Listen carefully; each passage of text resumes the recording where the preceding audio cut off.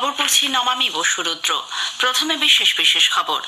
রাজস্থানের জয়পুরে পুলিশের ডিজি ও আইজিদের 3 দিনের সর্বভারতীয় সম্মেলনের দ্বিতীয় দিনে আজ প্রধানমন্ত্রী এতে যোগ দেবেন। সরকার 4,797 কোটি টাকা মূল্যের পৃথ্বী বিজ্ঞান চালু করার সিদ্ধান্ত নিয়েছে। পশ্চিমবঙ্গের রেশন দুর্নীতি মামলায় ইডি রাজ্যের মন্ত্রী জ্যোতিপ্রিয় মল্লিকের ঘনিষ্ঠ বনগাঁ পুরসভার প্রাক্তন চেয়ারম্যান শঙ্কর আঢ্যকে গ্রেপ্তার করেছে। বাংলাদেশে আগামীকাল জাতীয় নির্বাচন। তার আগে গতকাল রাজধানী ঢাকায় একটি ট্রেনে অগ্নিসংযোগের ঘটনায় অন্তত 4 জনের মৃত্যু হয়েছে। 27তম জাতীয় যুব উৎসবের লোগো ও ম্যাসকট প্রকাশ করা হয়েছে। মহিলাদের প্রথম টি-20 ম্যাচে ভারত অস্ট্রেলিয়াকে 9 উইকেটে হারিয়ে 3 ম্যাচের সিরিজে 1-0 এগিয়ে গেছে। আসছে বিস্তারিত খবরে। রাজস্থানের জয়পুরে পুলিশের ডিজি ও আইজিদের 3 দিনের সর্বভারতীয় সম্মেলনের দ্বিতীয় দিনে আজ প্রধানমন্ত্রী নরেন্দ্র মোদী যোগ দেবেন। আগামীকালও তিনি উপস্থিত থাকবেন। সম্মেলনে যোগ দিতে গত সন্ধ্যায় প্রধানমন্ত্রী জয়পুর পৌঁছন। বিমানবন্দরে তাঁকে অভ্যর্থনা জানান রাজ্যপাল কলরাজ মিশ্র, মুখ্যমন্ত্রী ভজনলাল শর্মা, রাজস্থান বিধানসভার অধ্যক্ষ বাসুদেব দেবনানি এবং রাজ্য বিজেপি সভাপতি সিপি যোশী। পরে প্রধানমন্ত্রী জয়পুরে দলীয় সদর দপ্তরে শীর্ষ বিজেপি নেতৃত্বের সঙ্গে এক বৈঠকে বিভিন্ন বিষয় নিয়ে আলোচনা করেন। উল্লেখ্য, গতকাল এই সম্মেলনের সূচনা হয়েছে। উদ্বোধনী অনুষ্ঠানে উপস্থিত ছিলেন কেন্দ্রীয় স্বরাষ্ট্রমন্ত্রী অমিত শাহ, জাতীয় নিরাপত্তা উপদেষ্টা অজিত দোভাল এবং শীর্ষ আধিকারিকরা। জাতীয় নিরাপত্তা সংস্থা এনএসএর 80 জনেরও বেশি বরিষ্ঠ আধিকারিক এই সম্মেলনে যোগ দেন। ভিডিও কনফারেন্সিং এর মাধ্যমে অংশ নেন প্রায় 200 জন আধিকারিক। সম্মেলনে মোট 8টি অধিবেশনের মধ্যে প্রথম দিনে বসে 2টি অধিবেশন। এই সম্মেলনে সাইবার অপরাধ ও সন্ত্রাসবাদ, বাম চরমপন্থা, আর্টিফিশিয়াল ইন্টেলিজেন্স ও ডিপফেকের মতো অত্যাধুনিক প্রযুক্তির চ্যালেঞ্জ মোকাবিলার পাশাপাশি উন্নত পুলিশি ব্যবস্থা, অভ্যন্তরীণ নিরাপত্তা সংক্রান্ত বিভিন্ন বিষয় এবং জেলখানা সংস্কারের নিয়েও আলোচনা হওয়ার কথা। নতুন ফৌজদারি আইন কার্যকর করার ব্যাপারে মতবিনিময় করবেন পুলিশের ডিজি ও আইজিরা। সরকার 4,797 কোটি টাকা মূল্যের পৃথ্বী বিজ্ঞান প্রকল্প চালু করার সিদ্ধান্ত নিয়েছে। কেন্দ্রীয় মন্ত্রিসভার বৈঠকে গতকাল এ ব্যাপারে সিদ্ধান্ত নেওয়া হয়। এই যোজনার অধীনে বর্তমানে চালু থাকা 5টি subscheme atmosphere and climate research modelling observing systems and services across, ocean services modelling application resources and technology O smart, polar science and cryosphere research pacer, seismology and geo sciences sage এবং research education training and outreach reach আউটকে অন্তর্ভুক্ত করা হয়েছে।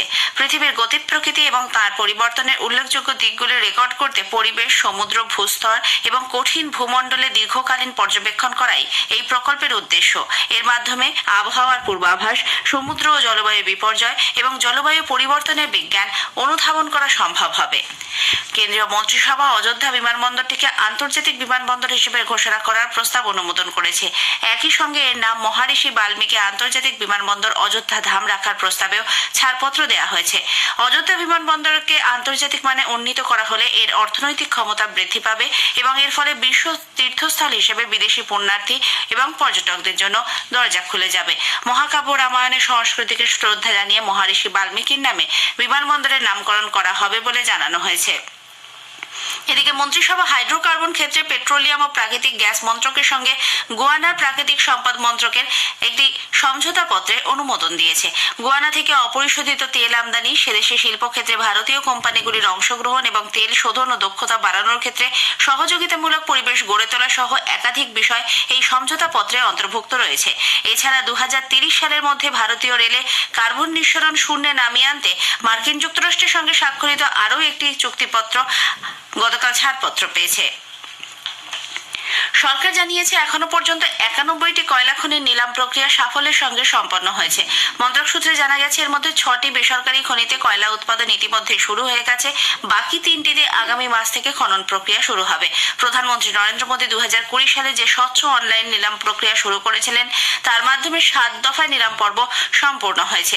এই সব খনি থেকে প্রতি বছর 22 কোটি টন কয়লা উৎপাদনের মাধ্যমে 33,000 কোটি টাকা বার্ষিক রাজস্ব আদায় হবে বলে মনে করা হচ্ছে। খনিগুলিতে 3 লক্ষ কর্মসংস্থানের সুযোগও সৃষ্টি হবে বলে মন্ত্রক জানিয়েছে। পশ্চিমবঙ্গের রেশন দুর্নীতি মামলায় ইডি রাজ্যের মন্ত্রী জ্যোতিপ্রিয় মল্লিকের ঘনিষ্ঠ বনগাঁ পুরসভার প্রাক্তন চেয়ারম্যান শঙ্কর আঢ্যকে গ্রেপ্তার করেছে। দীর্ঘ 17 ঘন্টা জেরা করার পর রাত প্রায় 1:45 নাগাদ তাকে গ্রেপ্তার করা হয়। তারপর তাকে সিজিও কমপ্লেক্সে নিয়ে যাওয়া হয়েছে বলে ইডি সূত্রে জানা গেছে। এদিকে শঙ্কর আঢ্যকে বাড়ি থেকে নিয়ে যাওয়ার সময় সেখানে চরম বিশৃঙ্খলার সৃষ্টি হয়। স্থানীয় মানুষজন বিক্ষোভ দেখান, তাকে নিয়ে যেতে বাধাও দেওয়া হয়। ইডির গাড়ি লক্ষ্য করে চলে ইট বৃষ্টি, এলাকা রণক্ষেত্র হয়ে ওঠে। পরে কেন্দ্রীয় বাহিনীর জওয়ানরা গিয়ে পরিস্থিতি সামাল দেয়।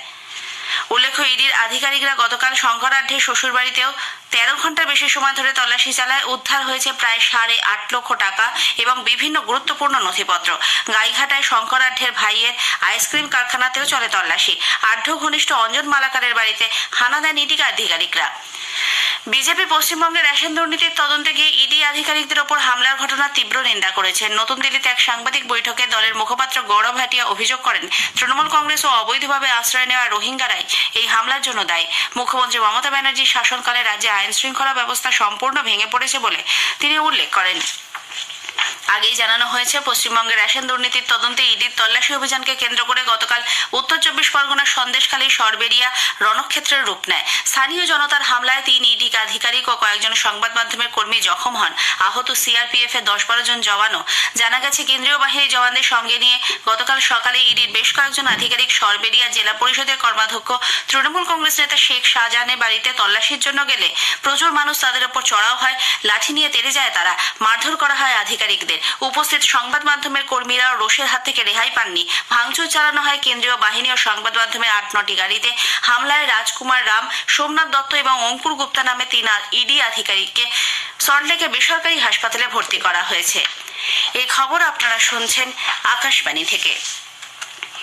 বাংলাদেশে আগামীকাল জাতীয় নির্বাচন। তার আগে গতকাল রাজধানী ঢাকায় একটি ট্রেনে অগ্নিসংযোগের ঘটনায় অন্তত 4 জনের মৃত্যু হয়েছে। বেনাপোল এক্সপ্রেসের 4টি কামরায় এই আগুন ধরিয়ে দেওয়া হয়।